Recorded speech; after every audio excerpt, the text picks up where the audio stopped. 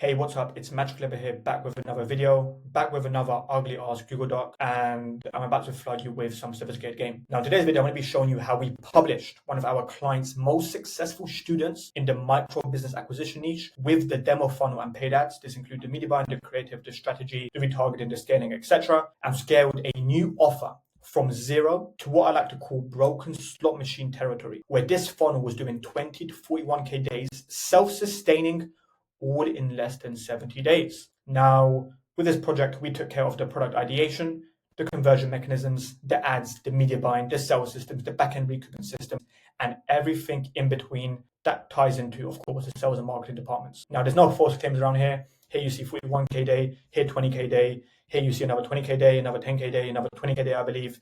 Here is a Looker Studio showing an 11.5 ROAS. Here, screenshot 4.46 ROAS. This funnel was insanely profitable, all through cold traffic mediums, Meta especially. Now, this following A to Z breakdown masterclass is going to be for you if you sell online education, online courses, coaching programs, online consultation, masterminds, whatever the mechanism is. Or if you're an online coach, course creator wanting to profitably diversify with cold traffic, Meta specifically. Keyword, profitably. This masterclass is going to show you how to diversify profitably. Or, of course, if you're the info marketer wanting to make your clients more money with cold traffic and ads, because most info marketers, they can walk into a huge organic audience, do a grand slam organic launch and collect cash, right? Their audiences, they know, like, and trust them. It doesn't take many needle movers and many moving parts to make some cash, right? Or anyone can walk into a warm email list, send a few emails, redirect to a proven sales page and make cash, right? But not many info marketers, especially, can diversify with cold traffic. They are unable to effortlessly convince that cold prospect to pay high ticket with them. So this masterclass is going to bridge that gap. I'm not going to be holding anything back. So during this masterclass, I'm going to be revealing how we found a blue ocean sub-market and molded ourselves into go-to authority figures, which allowed us to charge 10,000 USD dollars for our done with you consultation programs through cold traffic medium in being Meta. How to craft a Godfather offer that easily convinces cold prospects to buy, an overview of the exact funnel architecture we used to achieve consistent 4 to 8x ROASes on 100% cold traffic, the campaign structures used and the ads we scaled. I'm going to be walking you over our internal creative testing process, how we scale creatives and our ideologies and thinking processes surrounding creatives, so you can, of course, ensure profitability, the main hurdles we ran into, the systems we installed to overcome the hurdles and maximize the profits, and other quick lessons disclosing how to profitably run ads for your online education business. So if you sell online courses, coaching programs, masterminds, online consultation programs, and you want to make money with cold traffic without worrying about you falling into unprofitability and your MX bill going through the roof, or if you're an info marketer wanting to make your clients a lot more money so you can get paid more with your revenue or profit share deals, this is, of course, for you. So the first bucket is unveiling. I'm going to quickly centrally align this picture of this whale in the blue ocean. So the first one, how we found a blue ocean sub-market and molded ourselves into go-to authority figures, providing X specific outcome to the market, allowing us to show 10K done with you programs to cold leads. Now, your market and offer are the cornerstones of your success, as you should know, right? So before we got to work with the funnel and ads, and this is critical for you, you need to understand this fundamental lesson. You want to scale a offer through cold traffic. We had to understand the market we were serving to a T. Also, mold ourselves into the dream ICP and craft a logical offer portfolio that would allow us to profitably run ads. So quick story around this project, this offer. The name, of course, of the client, which I won't be disclosing, came to us about publishing his most successful student, as he saw an uptrend in demand for teaching people how to succeed with a specific sub-market of the main business vehicle.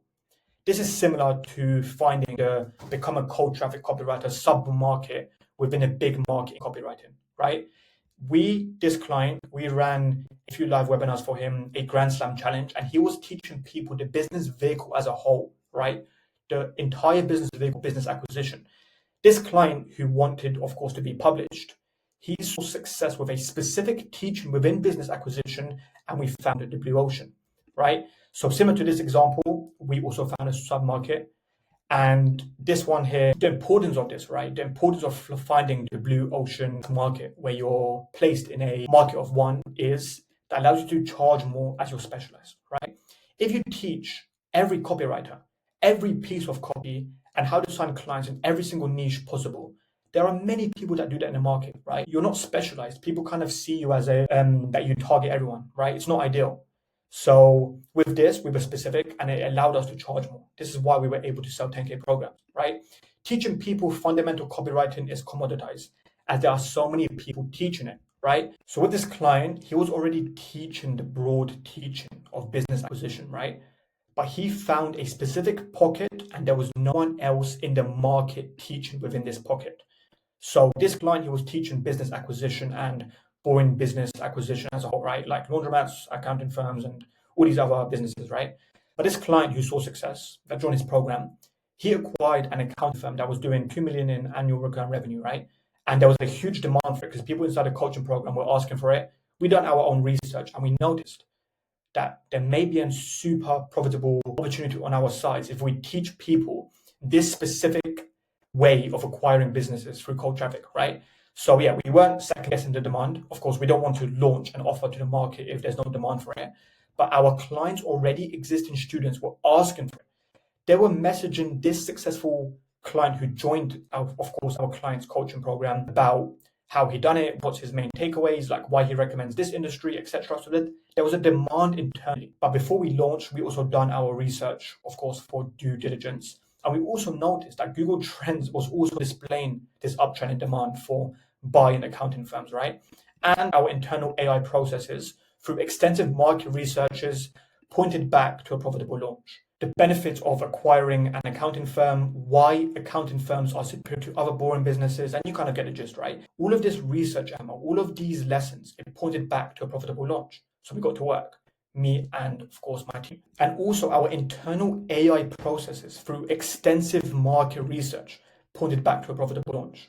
Like we were analyzing the pros, of course, of acquiring accounting firms. We came to conclusions on why accounting firms are superior to other boring businesses, and all roads they pointed back to a profitable launch. So we got to work, right? So here's how we, of course, found the blue ocean market within the big teaching of this, right? Back to the example, so it's kind of dumbed down, right? Is an example of this in the copywriting world could be finding the sub-market of teaching copywriters on how to become cold traffic specific, right? That's a sub-market because most copywriters, they teach every single piece of copy and every single niche, right? If you only teach, let's say, copywriters who want to work with direct-to-consumer brands on how to become cold traffic copywriters, that's your sub-market. You're now a specialized authority figure in the industry and you can charge a lot more, right? So we found this sub-market. And then, of course, the next thing was crafting that blue ocean-esque offer, that Godfather offer that would allow us to, of course, show 10K programs through cold traffic, right? So what we've done is the next part of this is, of course, how we crafted this offer that easily convinced cold prospects to buy what we were offering. The first thing which you must understand is with this entire offer, right? And any offer that, by the way, it doesn't matter what niche or what vertical you're entering, you need to speak directly to a core desire people are already spending money on. With this, our core desire was making more money by acquiring a recession-proof business. This is a core desire because people always want to make money, right? But once again, it doesn't matter what niche you're in. If you're in the marriage niche, for example, right, there's a core desire to ensure that your marriage lasts, and people are already spending money on this through like marriage counseling, right? Or even fat loss, for example. Fat loss is a core desire because people want to lose fat and of course look better and more attractive. And people are already spending money on achieving this outcome. They're already buying supplements. They're likely seeking Ozempic and buying all these other online coaching programs, right? You don't want to reinvent the wheel. So we spoke to this core desire, of course, especially making more money and more specifically, buying a recession-proof business that nets you $200,000 per year in semi-passive income. Now, the second one, we understood the transformation our prospects wanted and crafted an offer that chronologically, step by step, allowed the customers to experience the transformation, right? No matter what offer you're crafting, cold traffic, organic, it doesn't matter what traffic medium you're using. Your offer, it needs to take your customers on a chronological, step-by-step process to achieve an X outcome, right? In the copywriting industry, the chronological step-by-step process is, of course, harnessing the mindset, understanding what your service is, becoming good in that service, finding people who benefit directly through that service, outreaching to clients, signing them, and fulfilling for them, right? It's chronological. Our offer that we sold through cold traffic, it was also chronological. This was a low ticket product, which we later on ascended into 10K, of course, coaching programs on the back end. But the low ticket was a crash course that had 8 to 10 modules on seeing this outcome step by step, right? Here's how you find your niche, here's how you get your LOI signed, etc., etc., etc., right? That's the next most important element that you must take into account. The third one is appealing to the new emotion by creating different mechanisms than they've tried before, right? Business acquisition is, of course, a very broad niche, right? It's not as aware and sophisticated compared to like Amazon FBA, Airbnb, and Shopify dropshipping, right? You target a more sophisticated ICP.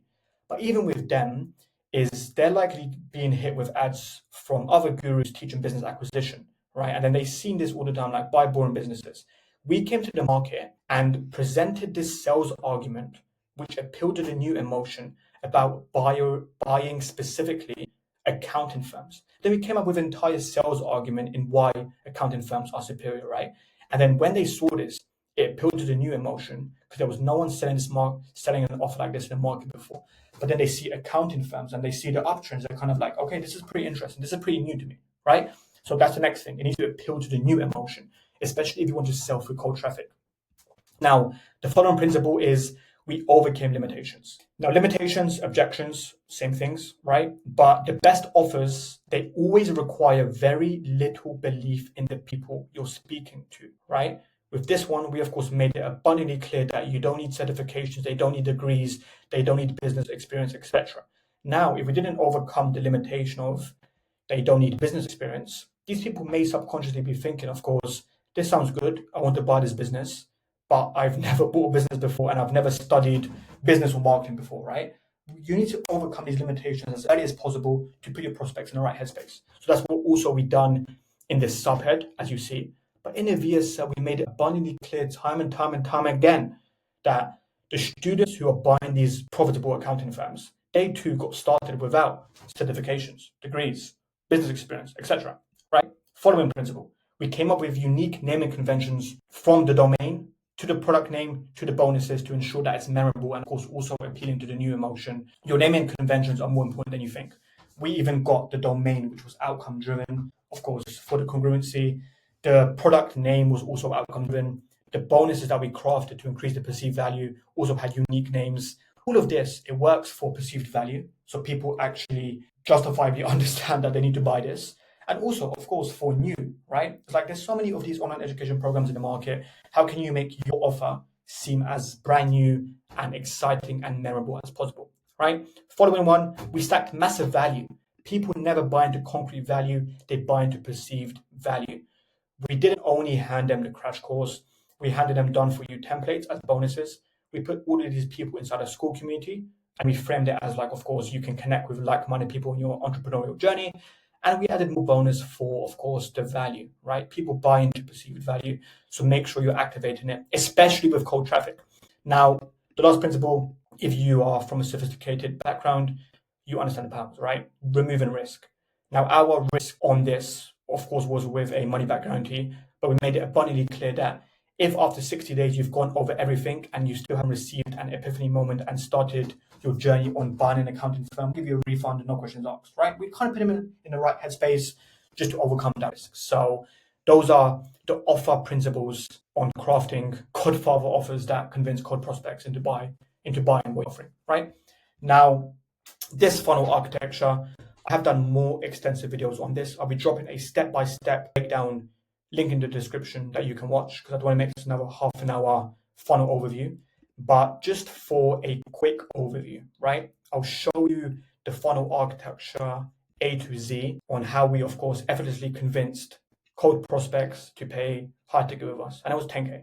We were getting 10 investments through this funnel. Now it's our demonstrative funnel. And just in a nutshell, I'll be dropping the link in the description for a more elaborate and detailed explanation around this funnel. Is we were using Meta as the source of traffic. We were doing creatives like this, which I'll be showing you in a lot more detail in just a moment. I'm going to be walking you over all the examples that we use: static ads, AI, and client-facing selfies examples as well. So make sure you stick with me. Now, we were using Meta as the source of traffic. We were redirecting all of these leads to a low ticket sales page. This low ticket sales page was selling a $27 product. We added 2 order bumps to increase the AOV. And every single time someone bought this low ticket product, they were automatically redirected to a book call step, which had the framing of, I want to personally connect you with one of my expert senior consultants who'll show you how to implement a course effectively and hand you an exciting opportunity for accelerated and long-term success not unveiled to the public yet. Now, for this client, we were getting around 70 to 80% of people booking the calls. That means for every 10 people that bought the low ticket, 7 of them would attend the call, right? And I'll let you run the numbers with the close that we were getting, right? But it was hitting 20 to 40K days. So we had the low ticket product page, they were redirected to a book call step. When they, of course, booked their call, there was a 25-minute video that acted as a propaganda touch point, educating them on accounting firms, why they're superior, how to prepare for your call, flooded them with social proof and put them in the right headspace, right? The pre-call VSO is so mandatory because it helps increase your show-up rates and your closing rates. You're essentially overcoming objections and limitations with your pre-call VSO. You frame it as mandatory, so by the time someone's on the call, they are in the right headspace. They're not like saying these objections to your closers, right? So that's kind of the funnel, super simple, right? Then, of course, we had setters, we had dialers in an ecosystem, we had backend email automations that were customer journey specific. If someone entered their details here, they didn't buy, abandoned cart automation, get to buy. If someone bought the program, they didn't book the call. We had sales teams, of course, dialing these leads, and we also had automations in the backend, get to book their call. And on top of that as well, as I mentioned previously, as a fast action bonus, we got all people inside a school community, because our school community, it acted as a propaganda and nurturing element, right? We got them to introduce themselves, we flooded them with social proof, we got them to make micro commitments, etc., all with the main goal of the 10K deals in the back end. So that's the overview, of course. Briefly, I will be dropping a video link in the description which walked over this funnel architecture in like a little more detail with specifics. So make sure you watch that, of course, after this video. So that was, of course, the funnel, right? It is an insanely powerful funnel, especially through cold traffic, because you're attracting a list of buying leads into your ecosystem. And the easiest customer you'll sell to is the one that's bought from you, right? Marketers say this all the time. The easiest customer you'll sell to is the one that's just bought from you. When someone buys our low ticket product and order bumps, they've made the transactional relationship. They now know, like, and trust us. And when they get a quick win from the low ticket product, it's a lot easier to ascend them, right? So that's the funnel, the campaign structure and examples of ads we used. Now, this is probably one of the most important lessons during this masterclass, and it's going to be very practical. So whenever we enter a client's account, right, we always like to use ABO for creative testing.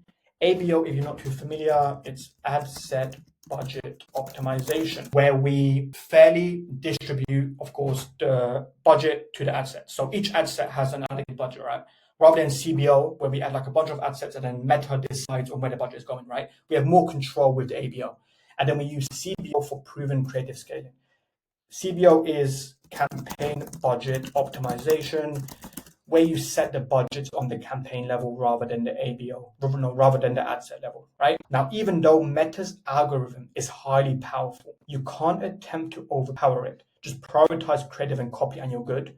We still like to individually test creatives through, of course, ABO level, as we're preventing Meta from deciding a winner before we have statistical evidence to back it up.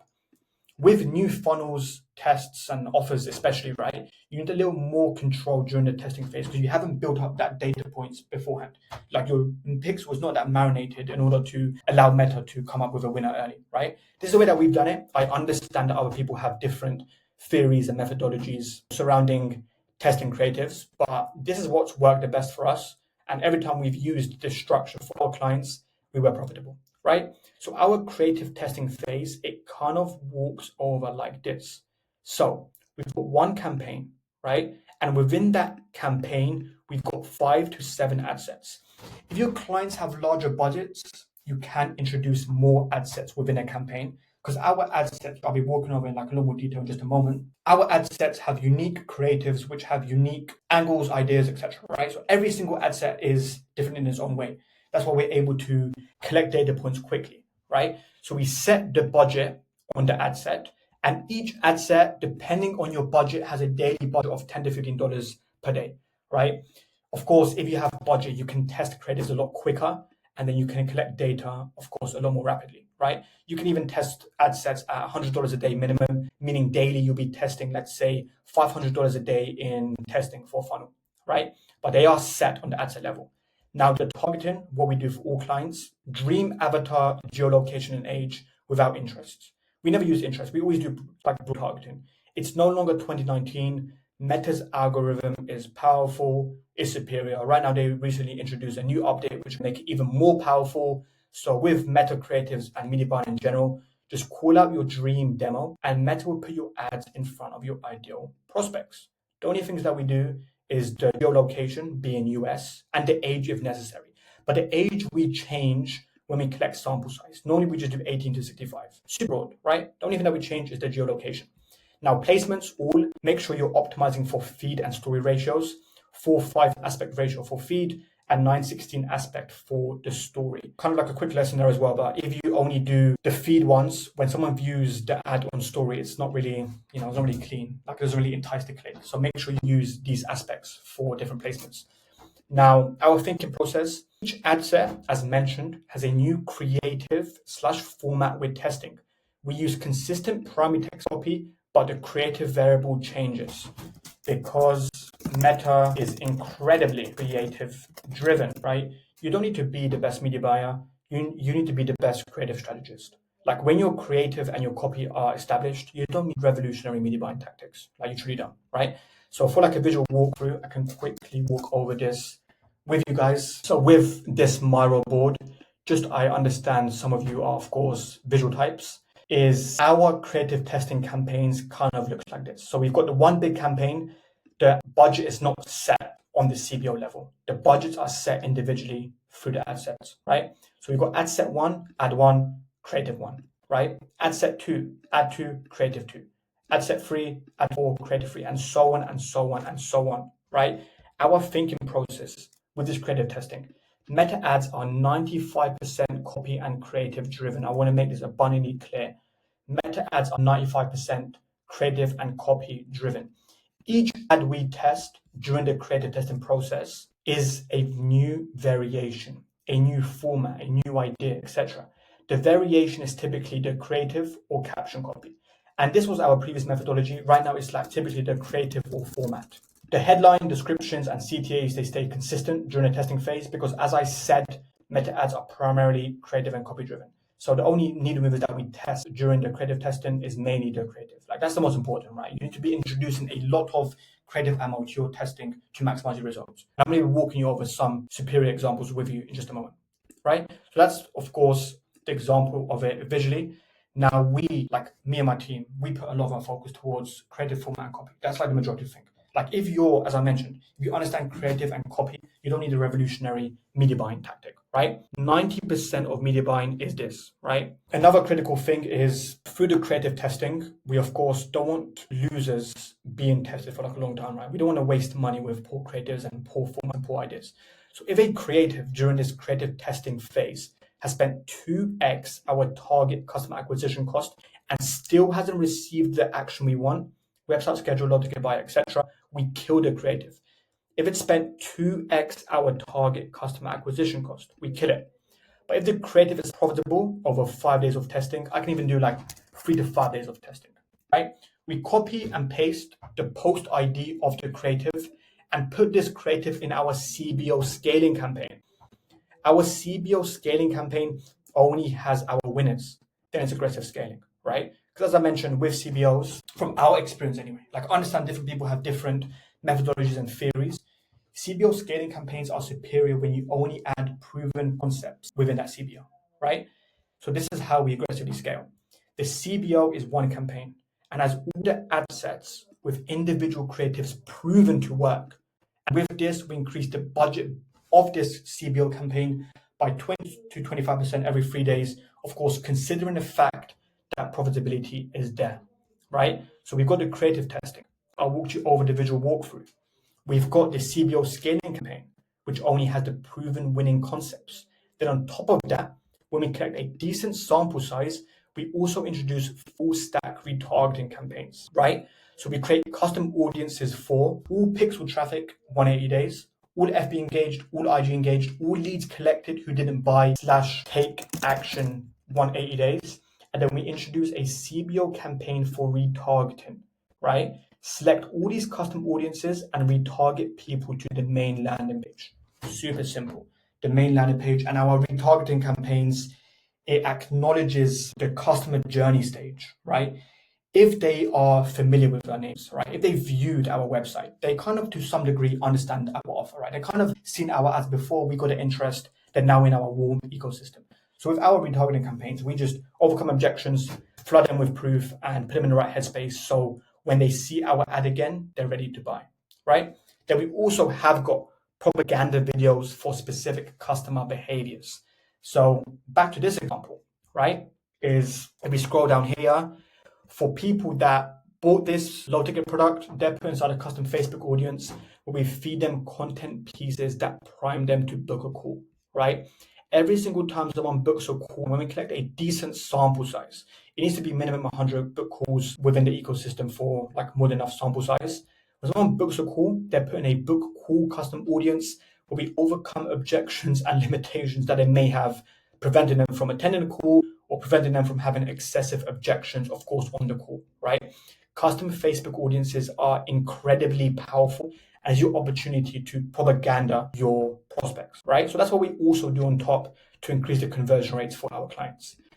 Now, ads that we were using for this client, especially for this project, and the ads that allowed us to, of course, hit 21 to 40K days, we used a combination of different formats. So we had static ads that followed a very simple structure. Like with your static ads, you don't need anything revolutionary. Like a few examples that we were using, if I quickly show you, like for example, this one here, right? This was a static that was running for a long time. Buy a recession-proof business that already nets 6 figures in profit for 0 out of pocket, right? Client-facing image, we are overcoming the limitation here, and then we've got the main outcome that the people want, right? Buying a recession-proof business that already nets 6 figures in profit.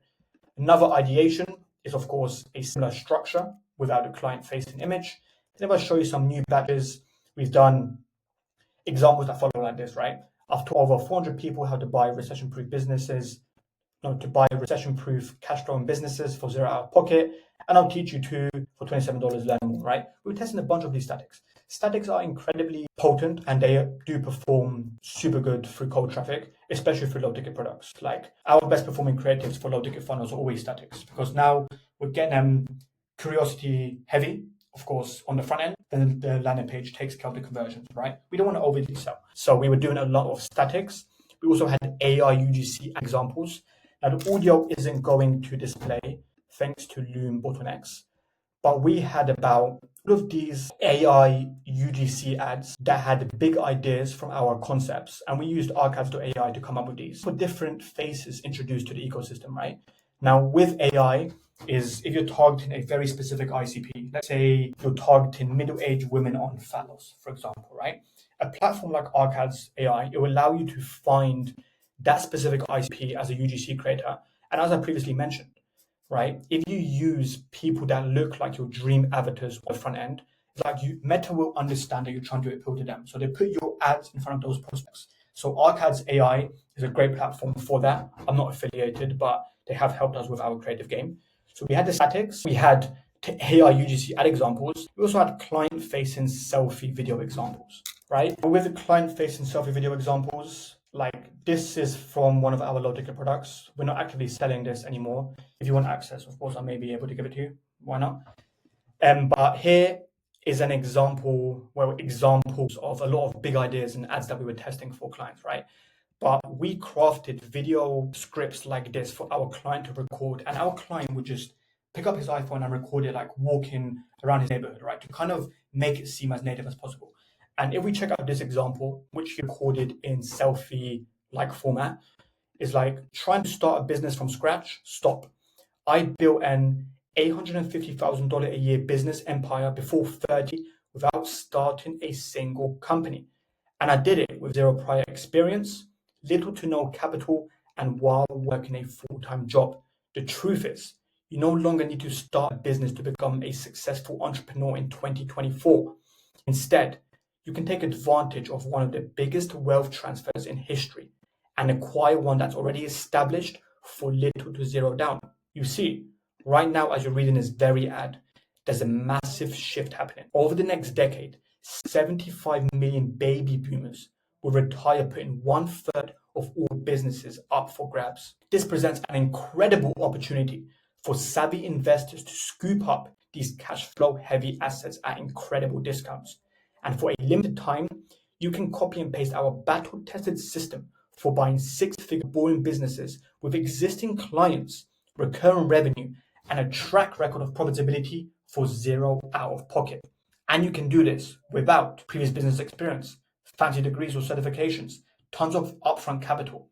This is the same system that helped Andrew acquire his first boring business in just 6 months for a 100% cash on return in year one, and is now generating over 100,000 in net cash flow per year. Or Garrett, who acquired his first firm for zero out of pocket that nets $264,000 in profit per year for a 145% ROI year one. Or Zach, who used this system to transition from working long hours as a software engineer to becoming a successful entrepreneur through acquisition, and now generates 2.1 million in annual revenue after just one acquisition. You can see their stories and results on the next page. If you want to skip the startup phase and own a business that's profitable from day one, click the Learn More button and get instant access for just $27. So we crafted line by line video scripts like this for our client. He recorded them, of course, on his iPhone walking. We added some subtitles, no fancy edits, no Hermosi mass edits. We just made it seem super native. He was recording it. We added some subtitles, and these were extremely profitable as well. So those are the 3 types of creatives that we test for clients. We do static ads, AI UGC, and of course, client-facing selfie videos as well to bring out the authenticity, right? So now, of course, we're 35 minutes in. I've walked over how to craft a Godfather offer that easily convinces cold prospects to buy what you're offering, some fundamentals. I've gave you a brief overview of the funnel architecture we've used to achieve consistent 4 to 8x ROAS on cold traffic. I've walked over how we test creatives, how we scale creatives, how we introduce retargeting campaigns, how we introduce propaganda campaigns to specific customer behaviors to maximize our conversion rates. I've gone over 3 types of creatives that we, of course, test for our clients. Now, for more value, I came up with a list of cold traffic lessons we picked up on that made us change your life forever, right? Because I want to make this masterclass insanely value packed because cold traffic is superior. As I mentioned, many coaches, they can sell organic leads, right? They can create content and sell organic leads, super easy. Many info marketers, they can walk into a organic audience, do a grand slam organic launch and collect cash, right? Or they can walk into a warm email list, send a few emails to a proven sales page and make cash, right? It's becoming more commoditized, especially now with AI, right? Becoming like increasingly commoditized. But you stand out through understanding how to sell the cold leads. And here are a few gems that may allow you to achieve that. The first one is you don't need to reinvent the wheel with your ads, right? With our ad ideations, we didn't do anything revolutionary. We just got the transcripts of our best core recordings, got AI to analyze them, like specific phrases, outcomes, problems, hopes, etc. And then we crafted ads that appeal to each, right? For example, if a high ticket, of course, offer a client that paid for our high ticket program said that they had X deep problem and that made them super miserable, we used it as an angle. Super simple. The best mechanism is sales call recordings. Make sure you're getting those transcripts and get an AI to analyze them to help you with your ad ideation.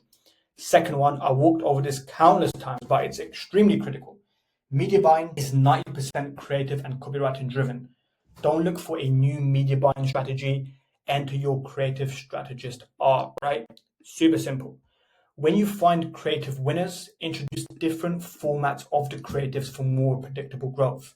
Now, formats, for example, if we found that a selfie-like video from the client was doing super good, right? Like a big idea, the angle, the transitions, the body copy, the CTA framing, everything, right?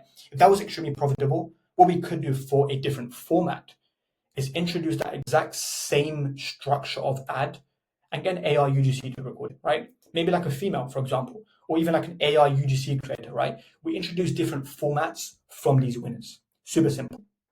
Next principle, people like buying things, but they don't like being sold to. If your ad looks like an ad, it's probably an ad, right?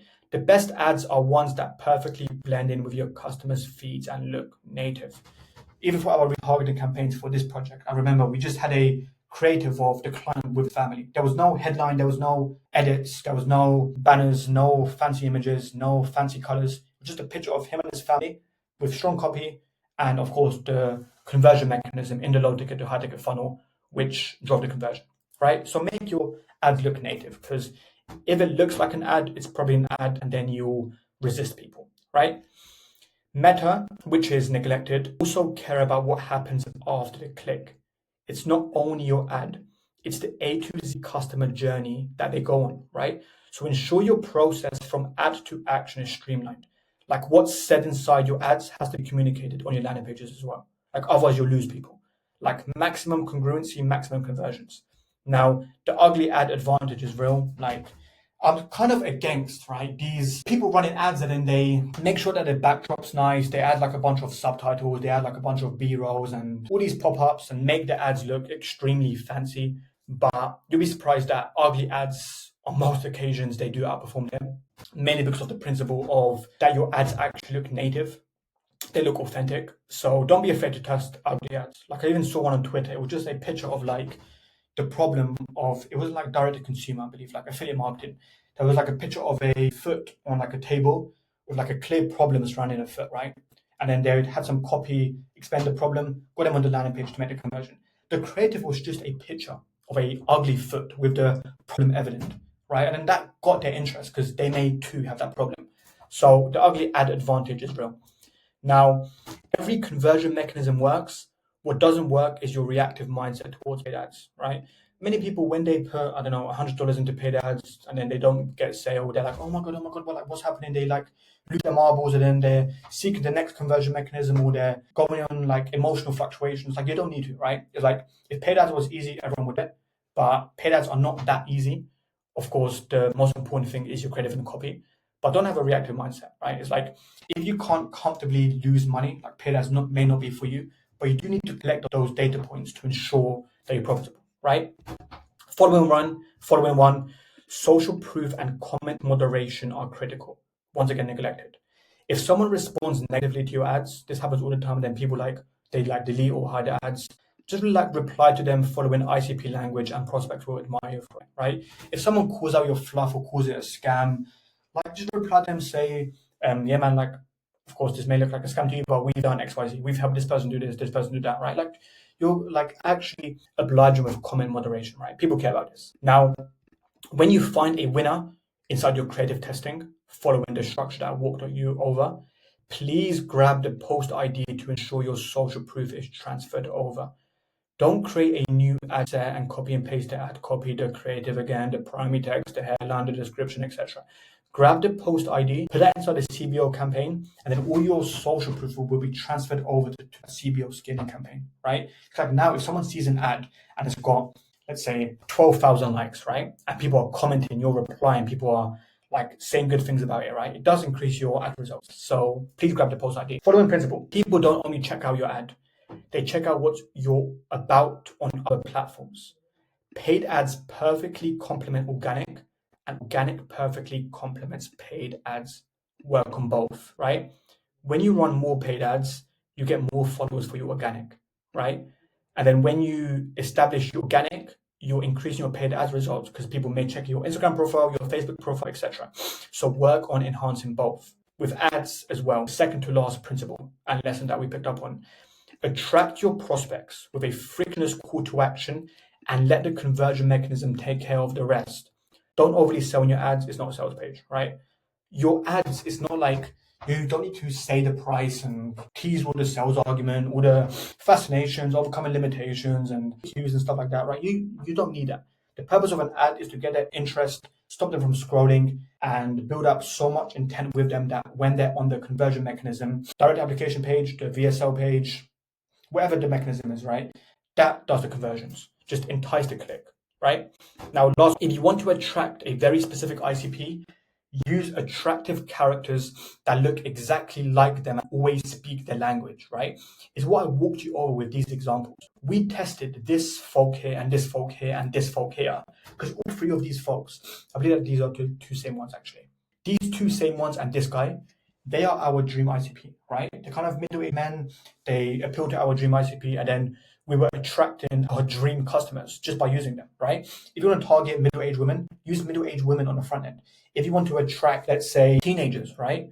Use these broccoli heads from Miami on the front end, or use teenagers on the front end to appeal to them, right? Make sure you're using those attractive characters that appeal to your dream ICP. And if you want to target rich people, of course, be specific with your terminology, right? So he said, use terms like working capital rather than dollars, right? Your terminology is very important in bringing the right people through the door. So that's the extensive masterclass on how we published one of our clients' most successful students in the micro business acquisition niche in accounting firms with the demo funnel and paid ads, and scaled a new offer from zero to broken machine territory, 20 to 41K days, self-sustaining in less than 70 days. Now, I'll be linking the video I've done on the demonstrative funnel A to Z, link in the description, as well as my daily newsletter, where I drop a daily newsletter on info marketing, direct response, scaling offers, paid ads, funnels, etc. If you're not subscribed, make sure to subscribe. And this is until the next video. Let's get it.